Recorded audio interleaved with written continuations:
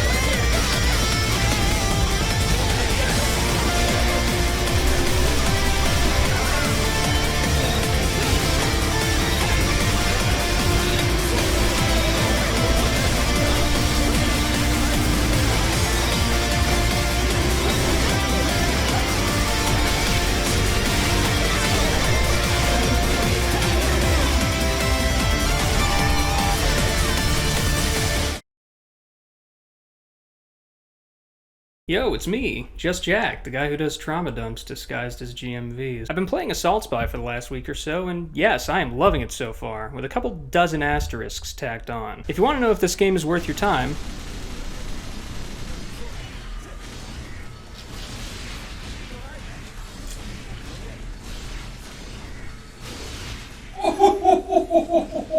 yes, it is, even with the issues that I'm about to mention. I want to save most of my comments for my upcoming review, but I'll highlight a few, starting with the most important one.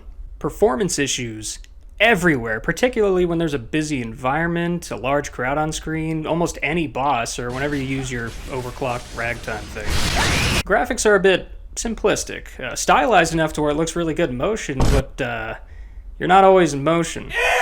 Combat is tight, snappy, responsive, and bursting to the seams with potential for varied and nuanced style play for everything from combos to freestyle to even boss fight showcases. That said, it comes with the caveat of some clunky control mapping and input inconsistency regarding certain moves. Looking at you, Trick now. Environments get pretty samey very early on, with only a few notable areas sticking out, and half of those areas experimented with enemy placement and variety, for better or very much worse. Enemies are well-rounded for the most part, although the game will colossally screw the player with certain fights, throwing far too many bugs at just the one zapper.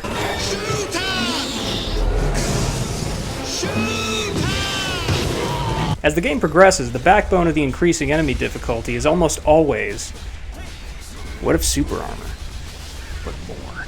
This isn't a bad idea or poorly implemented in any way, as the player is given more than enough tools to do the job, but some variety in the basic design philosophy would have been appreciated.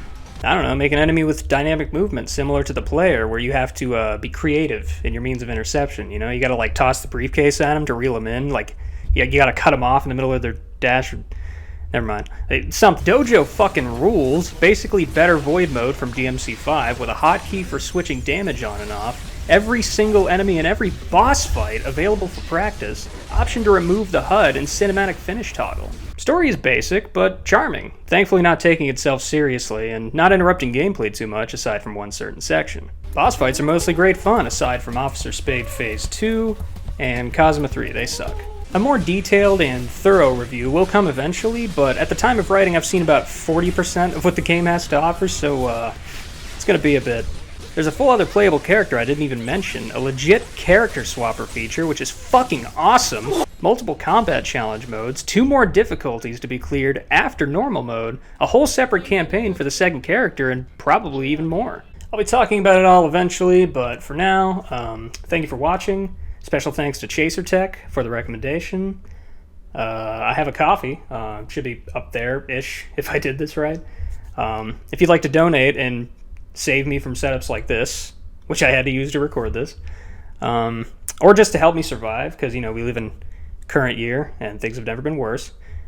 But yeah, review coming eventually, and I'll see you then.